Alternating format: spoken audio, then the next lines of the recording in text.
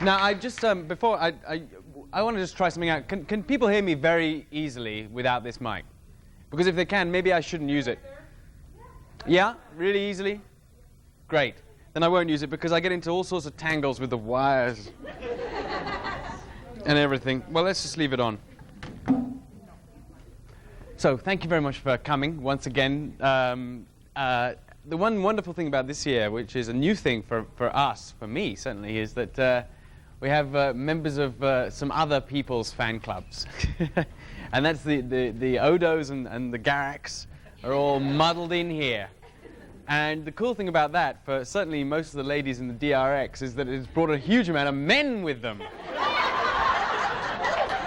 So suddenly it has become interesting for you guys. I'm happy for that. But the good thing is that we're all here, and I think we're making hundreds and hundreds and hundreds of dollars. So 14,000 is quite. I mean, yeah. Ted Turner, beware. Well done, well done. So this is the beautiful thing about this. Another beautiful thing about this particular kind of convention is that it's not really a convention, and that it's much more kind of chatty, and you can just sort of say stuff, you know. So unlike at a convention where you might go sitting in row F59, way back in this vast hall, and wondering whether on earth you dare ask a particular question. Because it's either stupid or nerdy or whatever the different things one might not self-censor oneself for. Do ask about it today, because you get a chance, and I can take some time, you know, and ramble a bit in a way. And I don't feel I'm just here to entertain you, which I normally feel at a convention because I'm being paid to go there, and because you know, you have to go and do your quick hour, sign your photos, and go. So I'm quite happy just to relax right now and not entertain you at all. You can entertain yourselves. You have been. The glamour sisters, the confetti ladies who rigged the lottery. I would like to say hello to, who I've seen every year, forever and ever. There's a whole load of people here I've seen every year, but I haven't said hello to you yet today. So that's it. So just ask a question, and we'll see where it ends us up. Yes, sir. You want a stupid question here? You can give me a stupid question. Okay. Why is it that the two times they have used you as a change, you have become the changeling? Doesn't anyone notice, or is there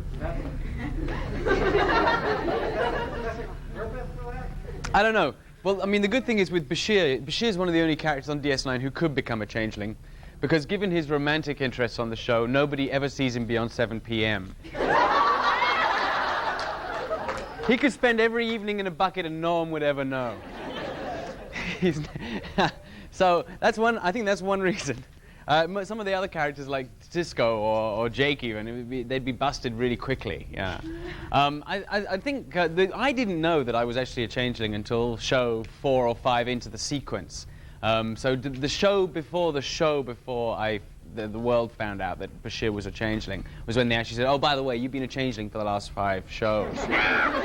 I was like, oh. And ironically, of course, the most compliments I've had for the show were the shows I didn't know I was a changeling. It's like, you were really good as a changeling. Like, oh, okay, thanks. Thank you very much. So I think hopefully that answers what you're saying there. But that's basically it's one of those wonderful arbitrary Star Trek plot twists. You know? Like someone mentioned to me today that there are so many contradictions within the storyline, but I think that makes it kind of interesting at the end of the day. I think that makes it interesting. So yeah, next question, hit me. Otherwise I'll just have to start improvising. I'll have to start entertaining. Yes? Some people have been telling me that you've been losing weight. Is this true? God, you know, I'm always losing weight. I'm one of those people who, every time someone has gone away from me, except my wife now, who's kind of getting used to it, anytime I've been separated from someone for more than like a month, they think I've lost a huge amount of weight next time I've seen them. But actually I haven't. I have the same exact weight, I think, ever since I was 4. And it has something to do, I figured out, I'm not quite sure what it is, but I figured out my family in Sudan, people who spent most of their time traipsing around a desert, walking behind a camel with a large poop scoop. And so you could go days without water, certainly food. And I think that there must be some kind of genetic reason why I am this shape. because I can still go days without water or food. And happily will, just forget completely. I'll be building something in the garden and just totally forget to feed myself. And Nana goes ballistic, especially if she's been at work, because she says, "You're going to waste away!" So that's my answer to that. But I guess I haven't lost much weight, no. But it must look like it. I'm sorry if I've offended anybody. Yeah. The winner. Today's winner is... Hi. I was wondering what it's like walking into the store and seeing yourself as an action figure. Well, yeah. It's a good question, and it's a weird one. It's a weird one because the first thing I knew that I came to do this show, I was pretty open-minded.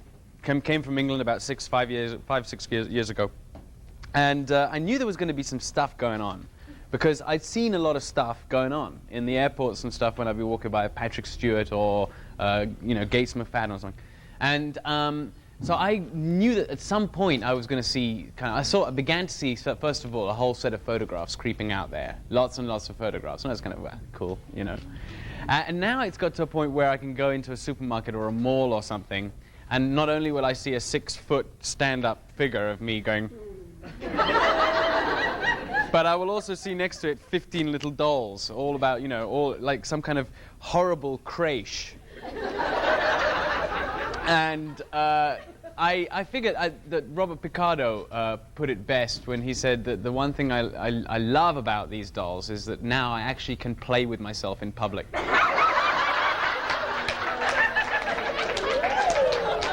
And he's got it down. He's got it down. Yeah. You. Better be good. A week. You've just given everybody the background. I'm a big advocate of knowledge is power and knowing oneself. And you come from such a diverse cultural background, as I'm sure Donna has a very diverse cultural background. What are you going to do to instill in Django all of this multicultural education? Boom! All this stuff he's coming with. You can instill that knowledge to make. It's a tricky question. It's a really good question. Django is, for those of you who are from the other clubs, Django is my son, year-old now, and he is, as a result of the various horrific chemical experiments that have gone on in my family for the last...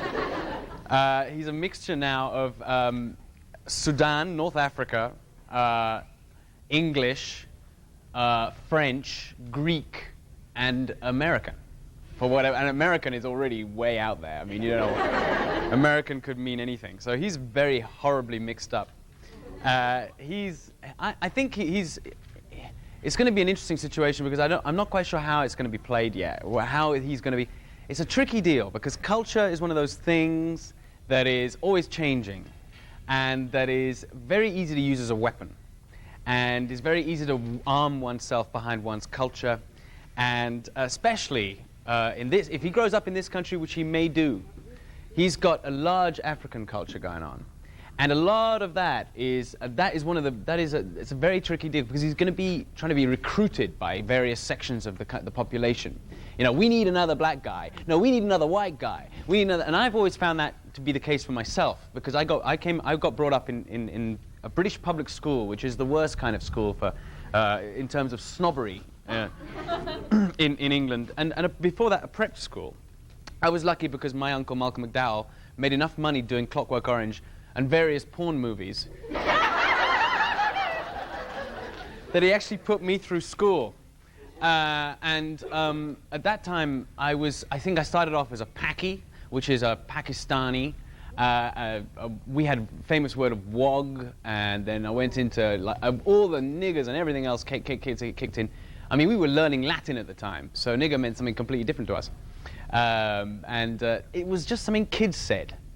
And Django may go through this. He may not. It depends how dark he gets, light or dark he gets, because that's all that they were going off. I think with sorry to... No, this is it. I'm saying, I think with such diversity, he'd be a little more accepting. He has to be. Well, what I found when I was about 9, was that I actually had a choice. I had a choice to decide to either assimilate a part of that culture, which I actually quite enjoyed, the English culture. I quite enjoyed what they had to offer. And I didn't want to reject it because I felt bitter about the fact that I'd been treated so badly by 17 kids when I was 6, you know. And so once I started doing that, the other kids, this is at a school level. I'm not talking about Ku Klux Klan here. These aren't, you know, these are kids at the end of the day. The other kids became much more accepting. It began to understand, began to go, oh, well, you know what? I'm not intimidated by your language. I'm not intimidated by the way you decide to eat this roll or hot dog, whatever. We can share all of it. And then I just I just faded into the background. And I hope Django can actually choose what he wants to be, because if he can, then he has the best of both worlds.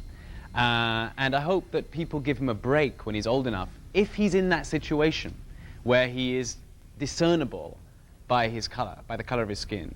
I hope people give him a break and allow him to choose. Because I think being allowed that choice gets rid of all the problems, you know? And that's it, at the end of the day. So we'll see. We'll see. He'll be pretty mixed up, poor guy. He'll be pretty mixed up. Django El Siddig, he's already got to figure that one out. You know? Why am I that? You know, my mama's called Nana Visitor. My brother's called Buster Miscusi. My father's called Alexander Siddig El Fado.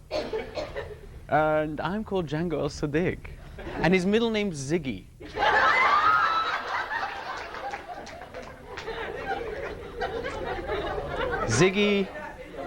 Ziggy played guitar.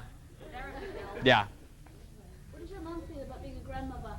My mum is over the moon about being a grandmother. I mean, she just cannot stop getting involved. I'm sure anybody who is a grandmother here, and I met one today, Stephanie, wherever you are. There you are.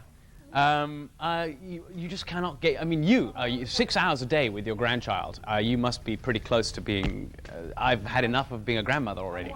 Yeah. Yeah. Well, my mother is in England, which is so you know exactly what that means. And her grandchild's here, so she's like ringing every day. Is he different? What has he done? Is he talking? And so she's now coming over. She's got an excuse, carte blanche, to come over. Thank God Nana and her get on. It's not a classic mother-in-law syndrome that she's coming over next month. She'll be coming over the month after. She'll be coming over the month after that.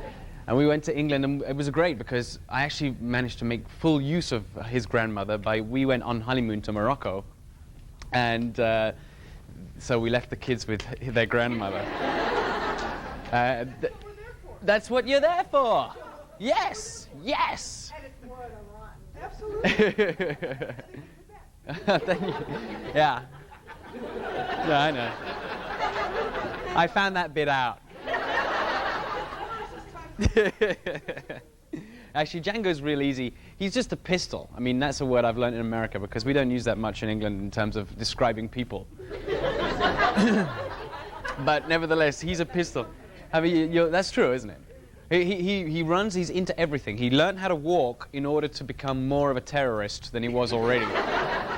And he's into anything he can get into. The more dangerous, the better. The wonderful, Nana mentions the fact that the great thing about having a father and a mother, she is terrified anytime he gets up, period. He's like, oh,